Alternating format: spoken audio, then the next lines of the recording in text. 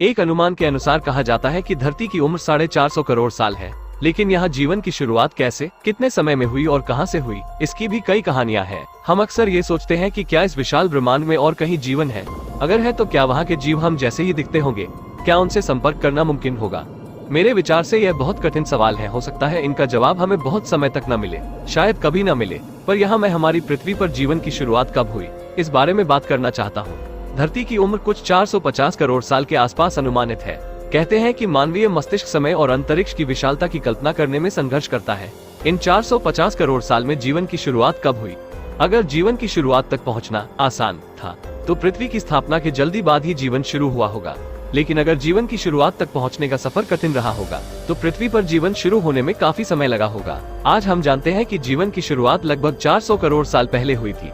ये कहाँ हुई थी, इसको लेकर वैज्ञानिकों के पास अलग धारणाएं हैं, पर उनमें से एक प्रबल धारणा कहती है कि जीवन की शुरुआत समुद्र की सतह पर हुई थी। हमारे ये अनुमान कहते हैं कि जीवन तक पहुंचने का सफर धरती पर जल्दी ही कर लिया गया। ऐसा इसलिए भी है क्योंकि पृथ्वी के बनने के बाद बहुत समय तक हमारे ग्रह की सतह पर उथल पुथल चलती रही। इस दौरान गर्म पिघली धातु और हवाएं बहती रही। ऐसे वातावरण में कार्बन पर आधारित जीवन का पनपना असंभव था। जब पृथ्वी का तापमान गिरा, जीवन की शुरुआत तभी संभव थी। ऐसा सोचे तो लगता है कि जीवन का उद्भव आसान होता है, और अगर वो धरती पर आसान रहा है, तो ब्रह्मांड में और जगह भी आसान रहा होगा। मेरे विचार से ऐसा सोचना ठीक है, पर उसके बाद जो धरती पर हुआ, उससे ये सवाल थोड़ा पेचीदा हो जाता है। पहले जीव जो धरती पर आए, उन्हें अंग्रेजी में प्रोकैरियोट कहा जाता है। इन जीवों में न्यूक्लियस यानी केंद्रक नहीं होता, और हमारी कोशिकाओं के मुकाबले में यह बहुत सरल होते हैं। बैक्टीरिया प्रोकैरियोट किस्म के होते हैं। ये बैक्टीरिया वही हैं जिन्हें मारने के लिए हम एंटीबायोटिक खाते हैं। जब जीवन का आविष्कार धरती पर हुआ, तो दो तरह के प्रोकैरियोट सामने आए। एक का नाम बैक्टीरिया है और दूसरे का आर्किया। ये दो किस्म की कोशिकाएं सरल होती हैं और 400 करोड़ साल पहले धरती पर आकर इन्हीं दोनों का धरती पर बोलबाला रहा। ऐसा लगभग 200 करोड़ साल तक चला। इतने लंबे अंतराल के बाद एक आर्किया ने एक बैक्टीरिया को अपने अंदर समा लिया।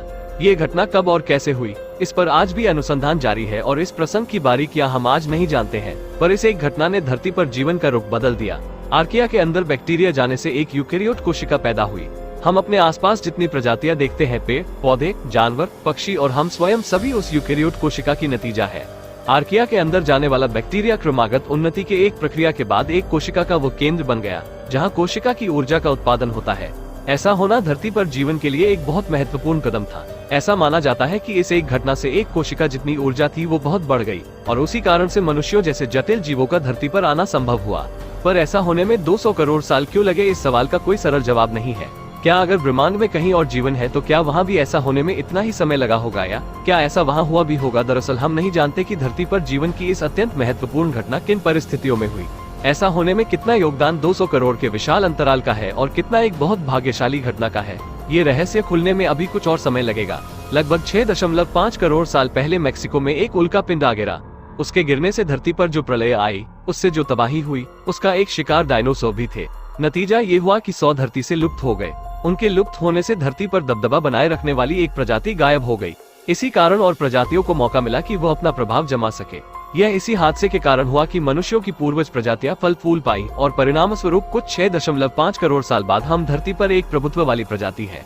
यदि 6.5 करोड़ साल पहले वो उल्का पिंड धरती पर न गिरा होता, तो मेरे ख्याल से धरती पर जीवन की कहानी कुछ और ही होती।